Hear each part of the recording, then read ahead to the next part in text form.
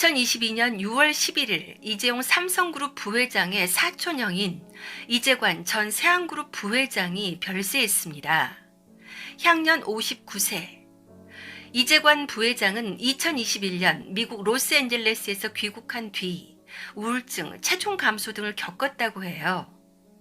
구체적인 사망 원인은 밝혀지지 않았습니다. 고인의 아버지는 세한그룹 창업주이자 고 이병철 삼성그룹 창업주의 차남인 고 이창희 회장이죠. 어머니는 이창희 회장 작고 후 회장을 맡았던 일본인 이영자 전 회장입니다. 삼성가에서 차남 이창희 회장은 비운의 황태자로 불립니다. 그 이유가 무엇일까요? 삼성그룹 창업주 이병철 회장은 세 여인과의 사이에 4남 6녀를 두었습니다. 이병철 회장은 19살에 박두울 씨와 결혼해 3남 4녀를 두었고 대구에서 만난 박소저라는 여인과의 사이에 일녀 이덕희 씨를, 일본인 구라다와의 사이에 일남 1녀 이태휘 이혜자 씨를 두었습니다. 장남 이맹희 씨는 경북고등학교 재학 당시 전두환, 노태우 씨 등과 어울려 반공운동을 하고 학도병으로 입대하겠다고 조르는 등 속을 썩였습니다. 그 때문에 이병철 씨는 이맹희, 이창희 씨를 일본으로 보내 일본인 처와 같이 살면서 학교에 다니게 합니다. 차남 이창희 씨는 보성중학교를 졸업하고 1956년 일본으로 건너가 가쿠슈인 대학에 입학했고 1964년 와세다 대학을 졸업했습니다. 귀국 후 아버지 이병철이 세운 삼성그룹에 입사해서 한국비료이사, 제일모직이사, 삼성물산 이사 등을 거치며 아버지의 사업을 적극적으로 도왔어요. 그런데 삼성가의 흑역사라고 할 수 있는 사카린 밀수 사건이 터집니다. 사카린은 설탕의 대체제로 단맛을 내는 인공 감미료인데요. 1966년 5월 24일 삼성그룹의 계열사 한국비료공업이 일본 미쓰이그룹과 공모해서 사카린 2259포대를 건설 자재로 꾸며서 들여와 판매하려고 했다가 들통난 밀수 사건이죠. 사카린 이외에도 현금화가 쉬운 일제 냉장고, 밥솥 등 말 그대로 당대 재벌 삼성그룹이 잡상인 마냥 밀수를 자행하다 걸린 황당한 사건. 경향신문의 폭로로 이 사실이 드러나자 들끓는 민심의 부산세관은 1059포대를 압수하고 벌금 2천만 원을 부과했습니다. 당시 중앙정보부의 비호하에 정권의 비자금을 조달하기 위한 은밀한 사업이었다는 설이 있어요. 삼성은 밀수한 사카린을 팔아서 비자금을 조성하고 이 중에 일부를 밀수를 눈감아준 정권에 상납한다는 시나리오. 실제 장남인 이맹희 씨가 1993년 출판한 회고록 묻어둔 이야기에서 당시 정권의 묵인하에 자신이 직접 진두지휘한 일이었다고 주장하기도 했죠. 그런데 장남이 아니라 둘째 이창희 씨가 사카린 밀수 사건의 책임을 지고 감옥에 들어가 1년 동안 수감 생활을 하기도 했습니다. 이병철 회장이 후계자인 장남 이맹희 씨를 살리기 위해서 둘째 이창희 씨에게 네가 대신 총대를 메고 감옥에 가라고 종용했다는 썰도 있어요. 이 사건으로 아버지 이병철 회장은 잠시 회장 자리에서 물러났고 장남 이맹희 씨가 회장직을 맡게 되었습니다. 그러나 장남의 경영 실적에 대해 탐탁치 않아 했던 아버지는 2년 후 다시 회장에 복귀하죠. 옥살이를 하고 나온 둘째 이창희 씨는 대신 감옥까지 갔다 나왔지만 아버지에게 오히려 상처를 받게 됩니다. 아버지 이병철 회장은 감옥을 다녀온 둘째 아들에게 큰 흠집이 생겼다고 생각하고 그를 무관심하게 대했다고 해요. 이에 크게 분노하고 배신감을 느낀 둘째 이창희 씨는 1969년 왕자의 난을 일으킵니다. 왕자의 난은 재벌가의 경영권 분쟁을 비유하는 말인데요. 재벌가 자식들이 선대 회장의 재산 상속이나 경영권 계승을 두고 갈등을 빚을 때 마치 왕자들이 후계자 자리를 놓고 다투는 모습과도 같다 해서 이런 별칭이 붙었죠. 그런데 그 유명한 삼성가의 왕자의 난은 과연 무엇일까요?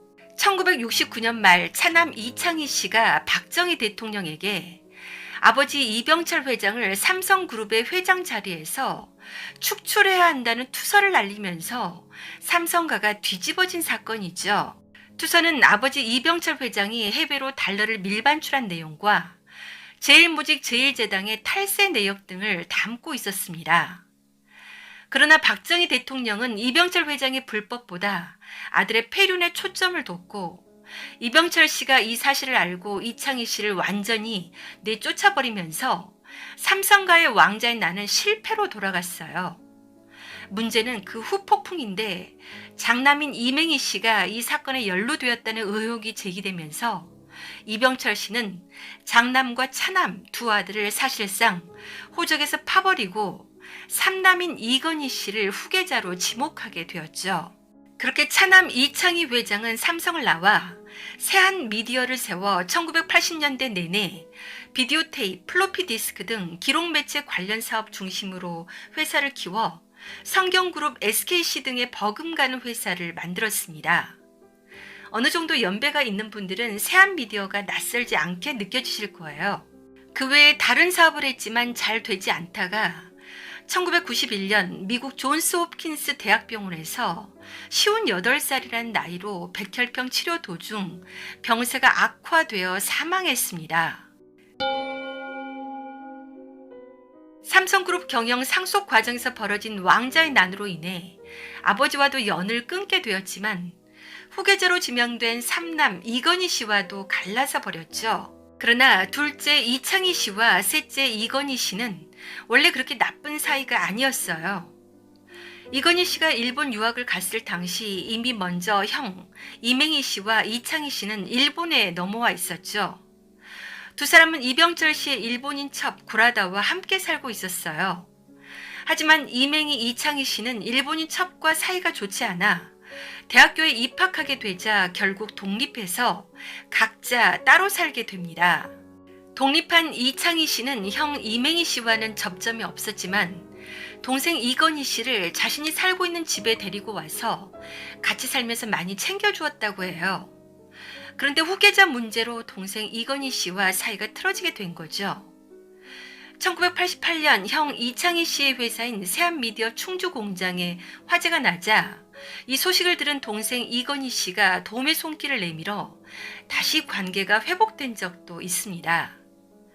1991년 형 이창희 씨가 미국에서 혈액암으로 세상을 떠나게 되자 동생 이건희 씨는 형의 유해를 한국으로 운구하고 상주가 된 어린 조카들을 도와줬다고 해요.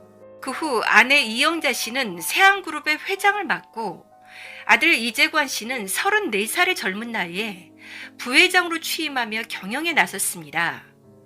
그러나 오너의 경험 부족과 여러 가지 문제로 무너지고 맙니다. 1995년 삼성그룹으로부터 제일합섬을 넘겨받은 후 계열사 12개를 거느린 재계순위 27위에 어마어마한 반열에 올랐지만 무리한 차입을 통해 사업 확장에 나섰다가 결국 실패하고 만 것.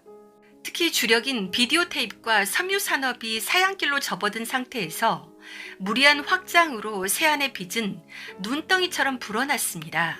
1995년 7,170억 원이던 부채는 필름 사업 설비 투자가 완료된 1998년 말 1조 7,230억 원으로 급증했습니다. 게다가 1997년 외환 위기가 발생한 직후 대부분의 기업들은 규모를 축소하는 데 세안은 1조 원이 넘는 시설 투자를 감행한 것이 결정적인 패착이 되었어요.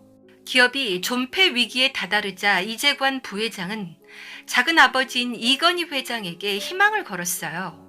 그러나 헛된 희망이었습니다. 삼성 임원들조차 이재관 부회장을 만나주지 않았고 오히려 삼성의 금융 계열사들에서 가장 먼저 돈을 거두어가는 바람에 세한그룹은 더더욱 위기의 수렁 속에 빠지게 됩니다. 이후 반전의 기회도 얻지 못하고 2000년 계열사 전체가 워크아웃에 들어가면서 세한그룹의 오너 일가는 회사 지분과 자택 등 대부분의 자산을 내어놓고 경영에서 물러나게 됐고 계열사들은 채권단 관리하에 전부 제3자에게 매각되었습니다. 이로써 세한그룹은 삼성가에서 분가한 CJ, 한솔, 신세계 등 여러 기업 가운데 유일하게 역사 속으로 사라진 비운의 그룹이 됩니다. 경영 일선에서 물러난 이후 장남 이재관 부회장과 차남인 이재찬 사장은 평탄하지 못한 삶을 살았습니다. 삼성과의 측근은 이창희 회장의 아들들은 삼성 기념 행사에도 잘 참석하지 않고 가족 모임에도 잘 나오지 않고 거의 은둔 생활을 했다고 볼 수 있다고 밝히기도 했어요. 두 형제에게 닥친 시련은 여기서 끝이 아니었습니다. 지난 2010년 동생 이재찬 사장은 생활고에 시달리다 극단적인 선택으로 세상을 떠나고 맙니다. 당시 가족과 떨어져 아파트에서 홀로 월세 생활을 하다가 아파트에서 그만. 세계에서 네노라는 기업의 창업주의 손자이자 우리나라 최고 부자의 조카가 돈이 없어 월세를 살다가 생활고를 비관해 스스로 삶을 끝낸 것입니다. 실제로 자주 다니던 동네 슈퍼나 가게에 수십만 원에 달하는 외상도 있었다고 전해져요. 동생의 사망 소식이 세상에 알려지며 비운의 삼성가로 소개되기도 했습니다. 당시 이건희 회장은 빈소에 조화 하나도 보내지 않을 정도로 범 삼성가와는 사이가 안 좋았어요. 그 후 2012년 이병철 회장의 장남 이맹희 씨가 이건희 회장을 상대로 상속재산 소송전을 벌입니다. 무려 7천억 원의 소송전이었어요. 이때 이창희 회장 부인과 동생의 유족이 이건희 회장과 삼성 앞으로 소송을 걸기도 했어요. 그러나 형 이재관 부회장 측은 다른 입장을 냅니다. 과거 상속 문제가 전부 정리됐기 때문에 향후 어떤 방식으로든 소송이나 기타 이의를 제기하지 않을 것이라며 법률 대리인을 통해 입장을 표시한 것입니다. 2014년 이맹희 씨는 형제간의 우애가 유산보다 중요하다며 상고를 포기해요. 그러나 그의 이건희 회장이 심근경색으로 의식을 잃고 장남 이맹희 씨마저 이듬해 폐암으로 세상을 떠나면서 이들은 끝내 화해하지 못했습니다. 아무래도 이맹희 씨 본인이 여생이 얼마 남지 않은 것을 알고 소송 따위가 무의미하다는 것을 깨달은 듯해요. 현재는 이들의 후손들도 왕래가 없이 거의 남남으로 지내고 있죠. 동생 이재찬 사장이 사망한 지 12년이 되는 해인 2022년 6월 11일에는 장남인 이재관 부회장까지 향년 59세의 나이로 사망하게 되면서 더욱 주변에 안타까움을 사고 있습니다. 최근 알려진 바에 따르면 이재관 부회장 역시 경제적으로 넉넉지 못한 상황에서 어렵게 생활했다고 하는데 안타까운 소식이 전해지게 된 거죠. 비운의 아버지에 이어 아들들까지 그 비운이 이어지며 삼성가의 아픈 손가락이 되었습니다. 동생 이재찬 사장 사망 당시 이건희 회장 부부와 이재용 당시 부사장, 이부진 호텔신라 전무 등은 싱가포르 출장으로 국내에 없었다고 합니다. 공교롭게도 이번 이재관 전 부회장의 별세 때도 사촌인 이재용 부회장은 유럽 출장 중이어서 직접 조문은 하지 못했습니다. 대신 빈소에 조화를 보냈죠. 이재현 CJ그룹 회장, 송경식 CJ 회장, 조동길 한솔그룹 회장 등 범 삼성가에서 모두 조화를 보냈어요. 정용진 신세계 부회장은 빈소를 찾아 직접 조문했는데요. 범 삼성가의 집안 싸움이 종식되는 것이 아니냐는 전망이 나왔습니다. 안타깝게 돌아가신 고인의 명복을 빕니다.